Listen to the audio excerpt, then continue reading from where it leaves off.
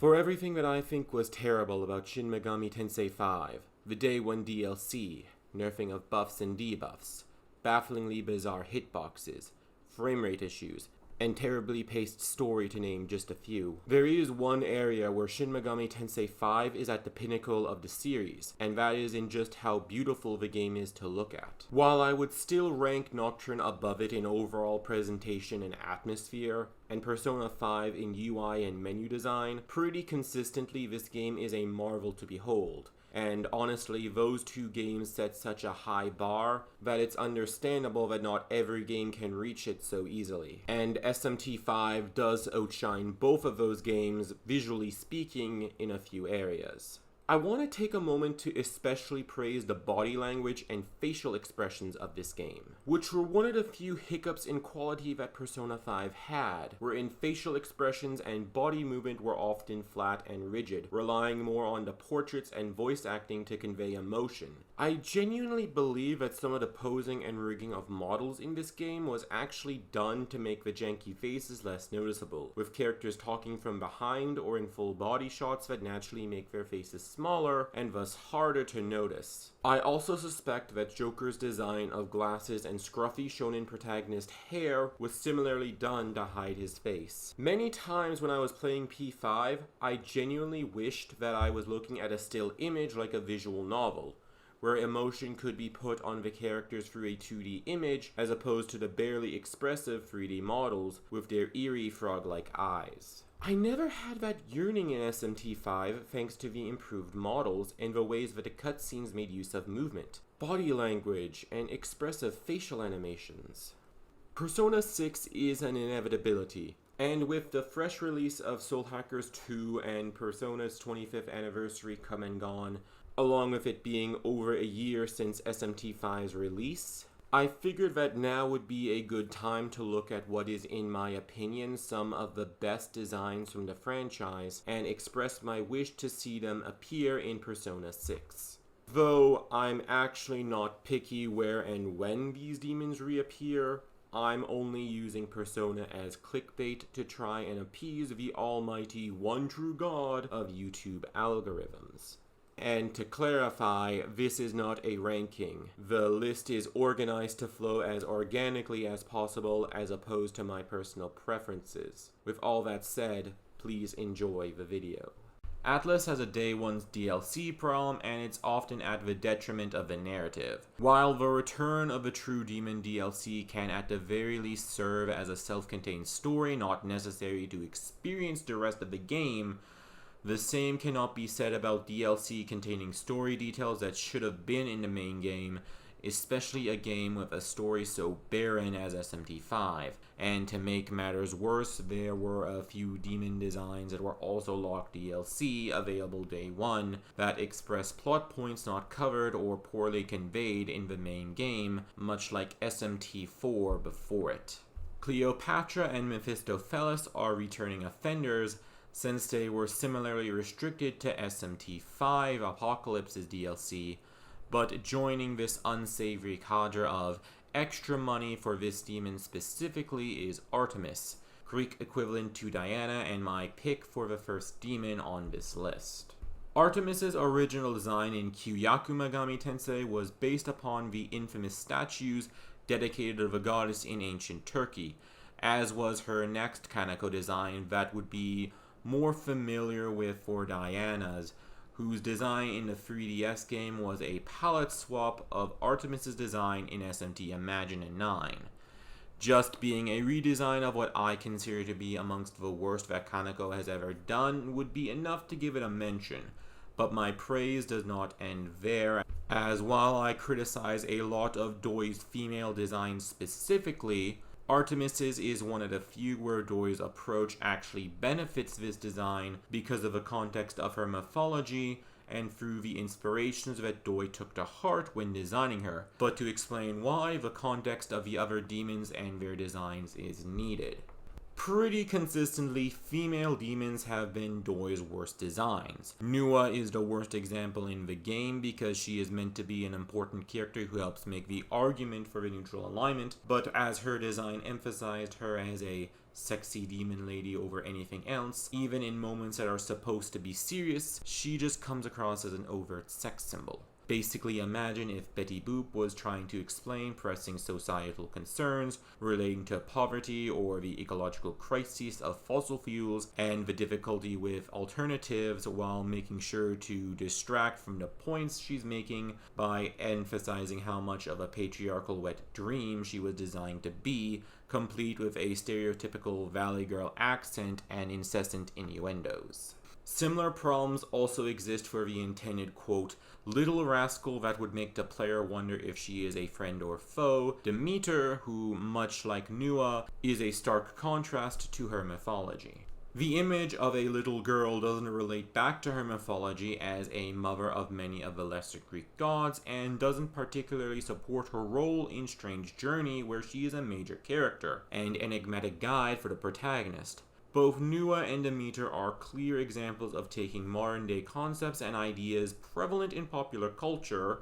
the lolly, aka childlike adult, and sexy MILF, with a maternal side respectively, and applying them to mythological goddesses distinctly independent from these traits and concepts, for no other reason than to incorporate what is popular or recognizable with Japanese youths, even if they contradict the lore and mythology of said demon. Multiple demons from multiple games share this problem. Individualized personas get a pass because they are meant to represent their core user and their psychology over mythology.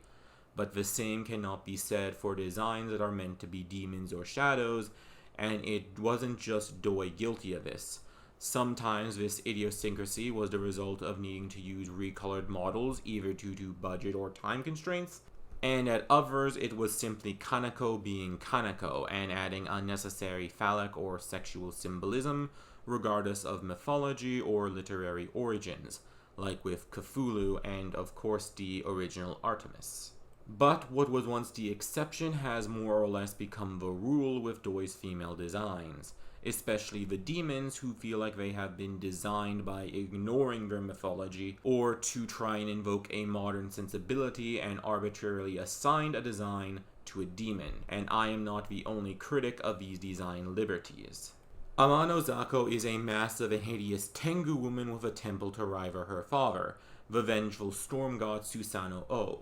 Yet she is the pixie-esque mascot invoking the same childishness of Demeter, Poltergeist, and many of the fairies. Idun, while having little surviving source, was definitely not Little Red Riding Hood, and she definitely wasn't a pop idol, and the golden apples actually seem to be a mistranslation or misunderstanding,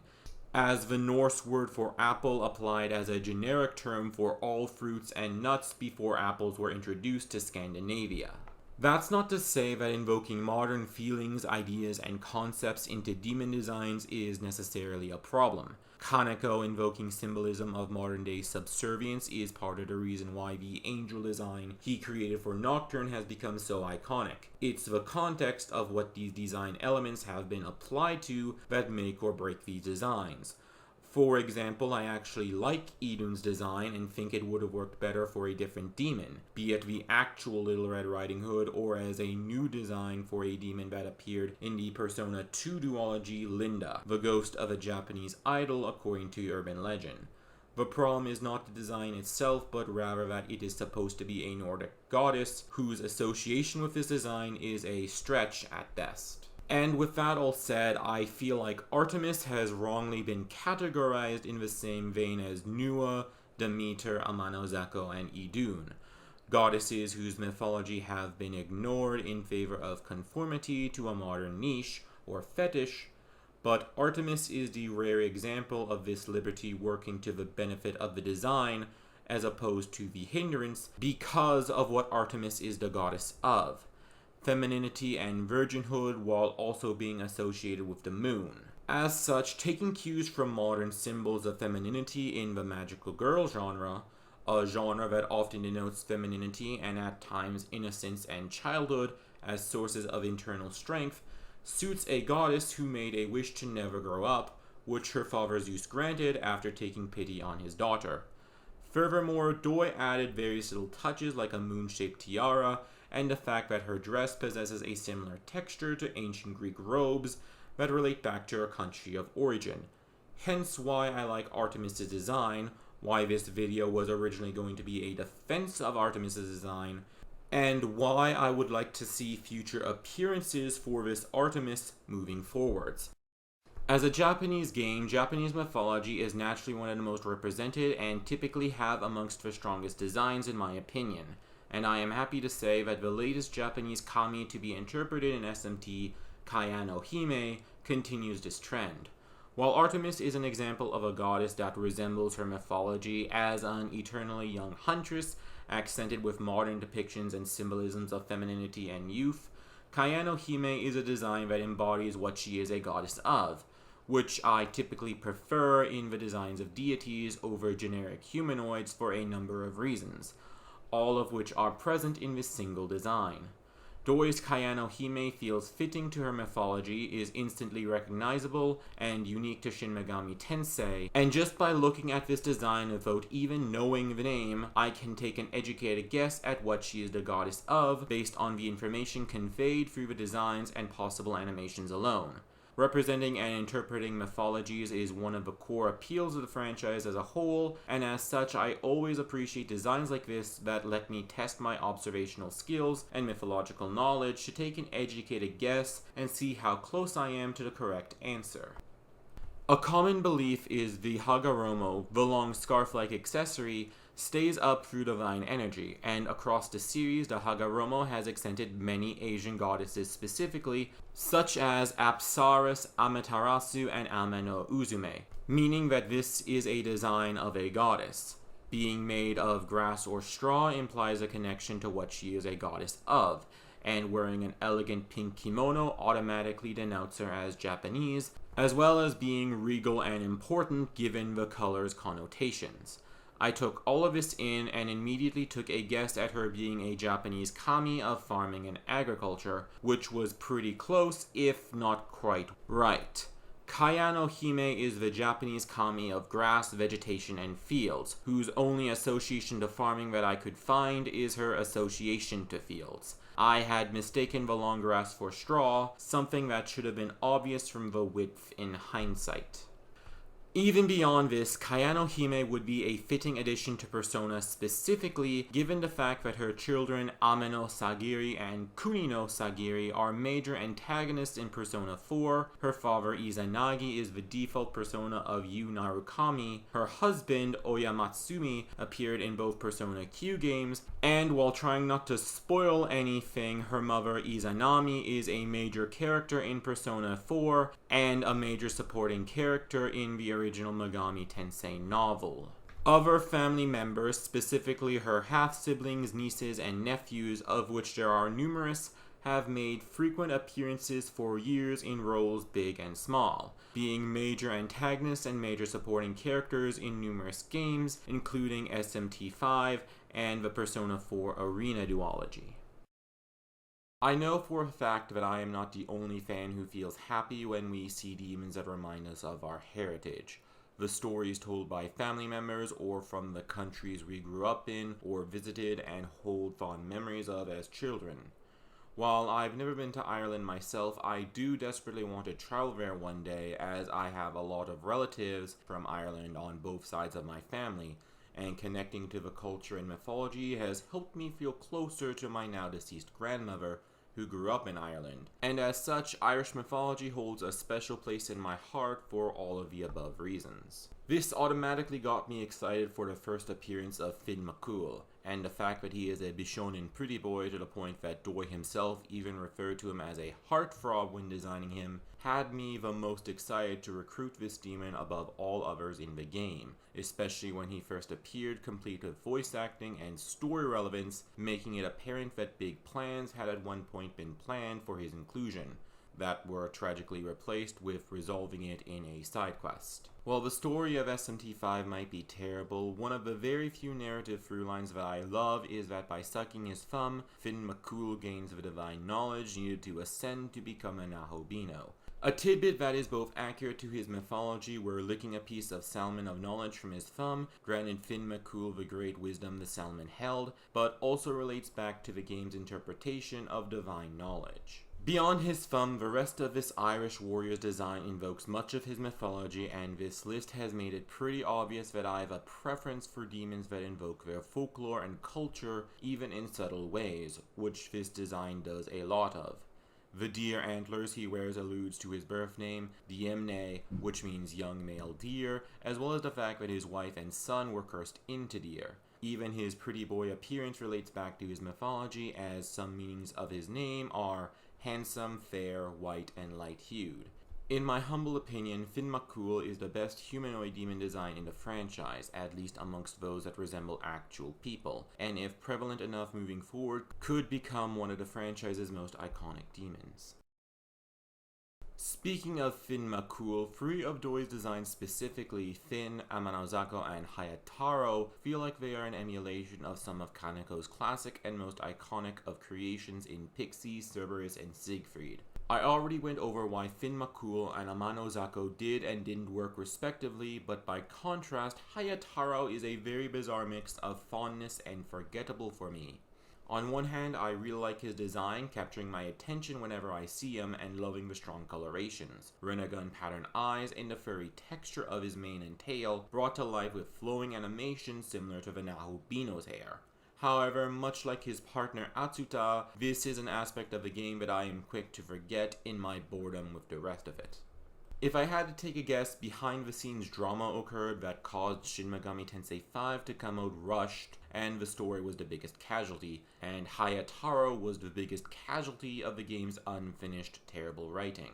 I already covered that Finn McCool's storyline started off strong only to be resolved in a side quest, and the same applies to the storylines of Amanozako and Atsuta's little sister. Hayataro didn't even get that much, only appearing in cutscenes and never appearing as a boss or recruitable demon in the game. Not even when confronting or siding against Tsukuyomi, which would be where you'd expect such a plot point to come up. As a result, I forgot multiple times that Hayataro even existed during the course of the game, becoming even more forgettable to me than the many named characters who fans frequently forget even existed due to the lack of screen time and story relevance. Made even worse here since he is essentially a minor NPC who is supposed to be a demon, but which the game forgot was a demon. Whatever was planned, even having Hayataro as a generic recruitable demon would do wonders to make him more memorable than the treatment he got in this game, which is as good a reason as any to include the mythological wolf on this list.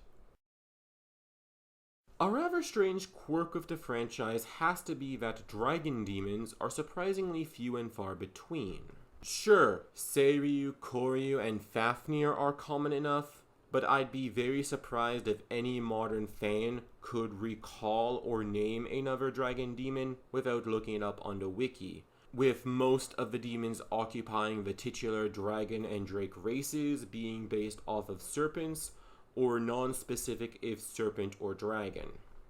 While there are a few more common demons such as Set and Pendragon that are inspired by dragons in design and can be called as such in the context of the franchise, I am talking about demons based off of and are interpreted as dragons in the series proper, so they don't really count. Given how dragons often embody and invoke a sense of wonder and majesty to fantastical works, it's a surprising trend to see dragons represented so scantily in the franchise. Fitting all of these requirements is the secondary, and frankly, much superior mascot to Amanozako, Aitvaras. Much like that lesser fox spirit that was the semi-mascot of For Apocalypse Chiranopu, Aitvaras feels like it's fallen into the background of this game's narrative, only feeling relevant as a better mascot than the one that the game tried to emphasize. As unlike Amanozako, Aitvaras does not feel derivative of a previous design, originates from a more obscure mythology with little to no representation before Aitvaras, creating a sense of mystique, and overall being a far cuter design with strong colors and little details that relate back to the mythology that make me appreciate this design all the more I take notice of them. Before we get into our number 1 slot, I'd like to take a quick reprieve to build up anticipation by going over some honorable and dishonorable mentions. Fun fact, originally this video was going to be me going over why I felt like some designs worked and didn't, but because I compressed all that I could without bloating the video or repeating my points in Artemis's section, this ended up as the video that it is. Nevertheless, I do have a bit more to say on more designs from this game, and much like the rest of the video, they are organized in a manner to organically transition from one to the next. Jack Frost! I'm not sure if this is a controversial opinion or not, but I much prefer Doi's Jack Frost over Kaneko's. The two are virtually the same. Doi just modified this design to be cuter in my opinion, but it would have felt like cheating a bit to include him on this list because the design is not different enough to warrant it, yet at the same time it was enough of an improvement to warrant a mention somehow, some way. Lou Garou. As an avid fan of werewolves and werewolf-like monsters, and with the actual werewolf seemingly not poised to return anytime soon, I'll gladly accept Lou Garou as an alternative, even if this is neither a favorite design from Doi or of a werewolf creature in general. Lamu. Just thinking of the lost story potential of Lamu and Sahori sends me into despair, as this had been the moment where the story had really begun to both pick up and then immediately lose me by doing essentially every single thing possible to remove my investment and engagement with the narrative and the mechanic of the silent protagonist. A sudden, meaningless death in a basic cutscene that takes all control and autonomy away from the player to end a story beat and an arc for a character who had a lot of potential. That all said, Lamu is a design that is eerie and unique, and one that I kind of want to be seen give justice, if not with a story beat or a side quest, then in a game better than SMT V, which is a low bar and wouldn't be hard to pull off. Soul Hackers 2 already does so. Angel. Doi's Angel manages a similar balance between unnerving and comforting that Kaneko's Mastema does, and it's become my favorite interpretation of the being that I've ever seen.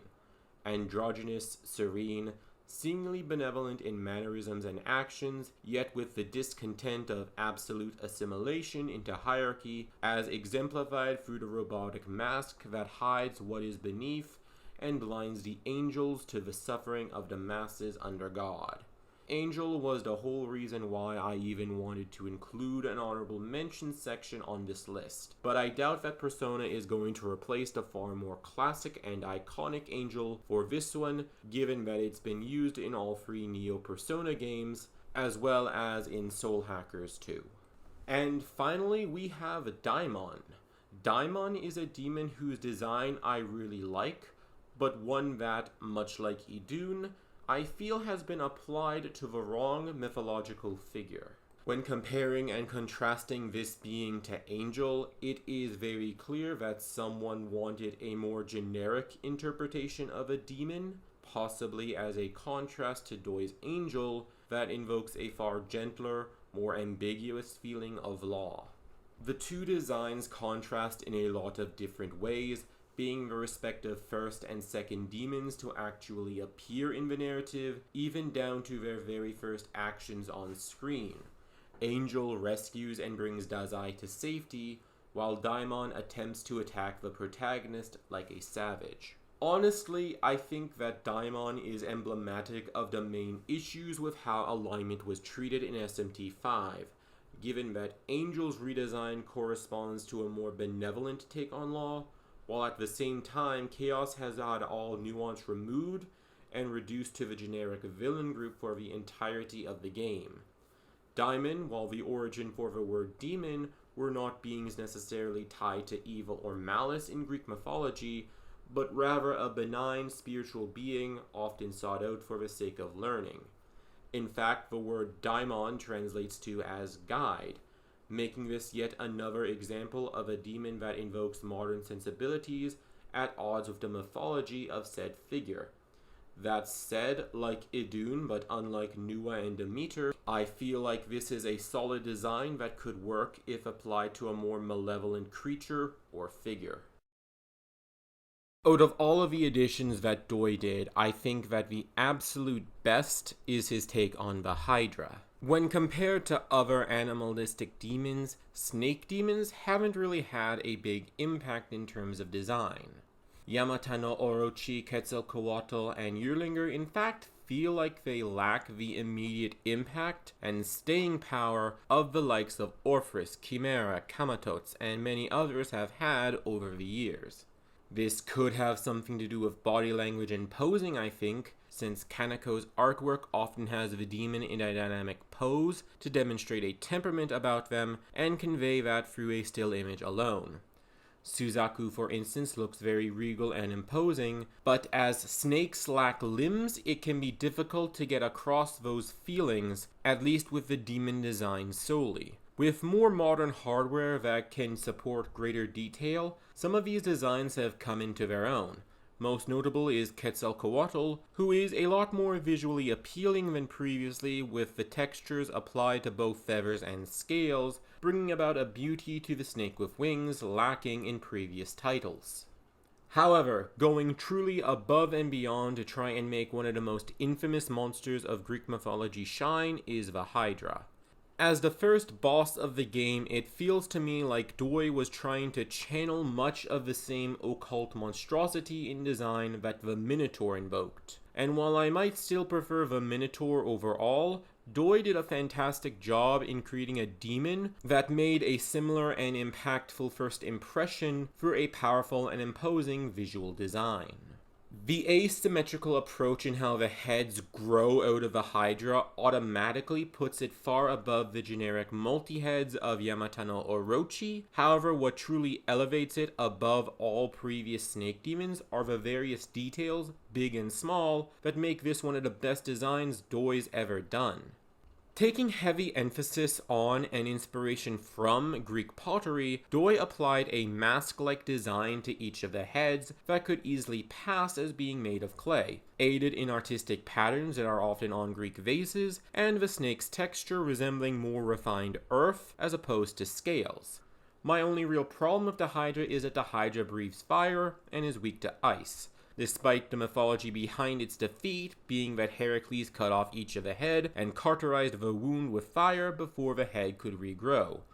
A minor thing that made the Hydra feel more Western dragon than snake, easily remedied by having different affinities in future appearances. Thank you for watching the video.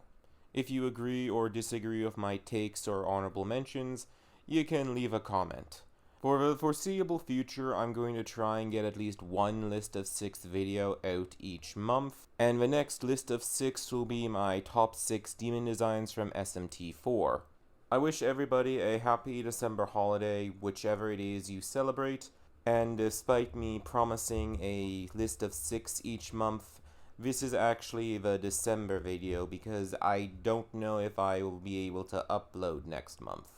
So I just decided to upload early so that I could get a video out sooner rather than later. I'm still gonna try and get an upload done next month, but I just don't see it as likely at this time. So if that doesn't happen, Happy New Year. I will see you in hopefully December, but if not, 2023.